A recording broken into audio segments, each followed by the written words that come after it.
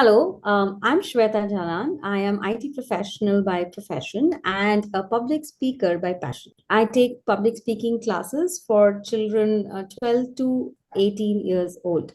If I have to give you a recipe of a chutney, it would be a garlic tomato chutney. Now, it's a great chutney and it tastes amazing.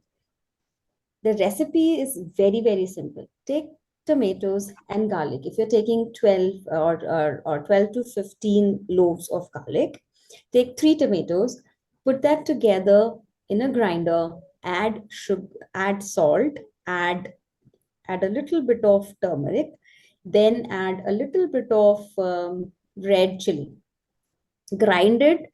Now you'll get it like a paste kind of a thing, and then fry it in an oil, put an oil and fry it for till the time you see that the oil is oozing out of that chutney, and it's a amazing chutney, and you have a lot of health benefits of garlic anyways. Thank you.